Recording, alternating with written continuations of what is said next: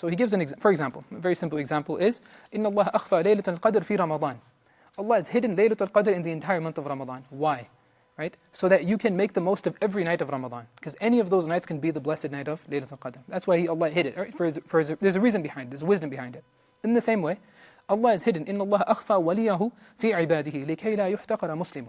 Allah has hidden His wali, the person that He loves. Someone that Allah loves. That's like a close friend of Allah amongst all of His creation. We don't know who that is. If you look around, there's 2 billion people, 2 billion Muslims in the world, 8 billion people in the world. We don't know who that special person was or is to Allah. There are many of them, millions of them, that Allah has a special relationship that He loves. And that includes non-Muslims. That includes non-Muslims as well, because we don't know what their end state is going to be. Umar ibn al-Khattab radiallahu anhu was beloved to Allah subhanahu wa ta'ala even when he was a disbeliever.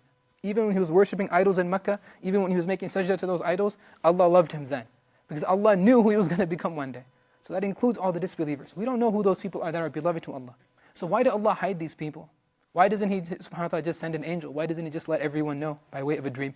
You see a big picture of Sana or somebody, like beloved to Allah, right? Why? So that لِكَيْ لَا يُحْتَقَرَ مُسْلِمٌ. So that you cannot, a single one of us cannot dare to look down on any other person, belittle another person. We don't know. What if that person is beloved to Allah?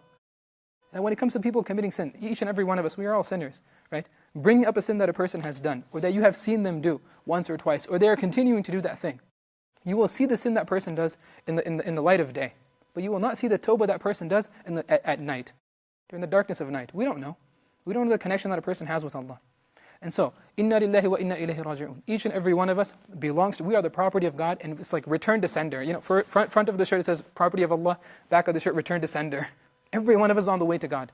Raji'un, ismu fa'il. Ismu fa'il. We are currently in the process of returning.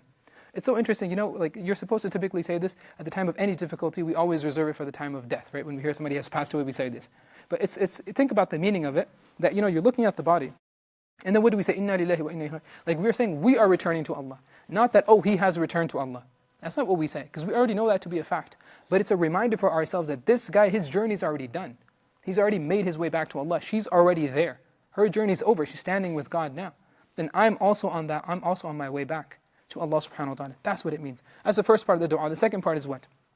Allahumma ajuruni fi musibati. Whatever difficulty you just went through, whatever hardship you went through, none of it goes to waste. We do not believe that anything that happens in your life is ever wasted. Nothing.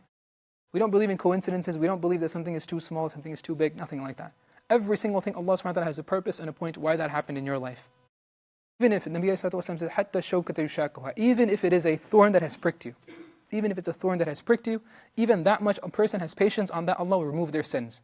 Next time you get a headache, next time you have a cold, next time you have a runny nose, a stuffy nose, whatever it is, whatever it might be, next time you're sad, next time you have anxiety, next time you have some fear over anything, have sabr at that moment. And just think to yourself that, Allah will remove my sins for this. You stub your toe, instead of like dropping every curse word under the sun, right? Just have some sabr. Like, oh man, inna lillahi wa inna ilaihi raji'un. Just say that. Allah will reward you for it. Allah will remove your sins. And we have plenty of sins that need to be removed. So for example, if you have a fever for a day, 2-3 days, that's 3 days of just getting all your sins removed. Just imagine this delete button constantly being pressed for 3 days straight, that you have that fever. You have a headache. For 4 hours you have a headache. You take your Tylenol, take whatever you need.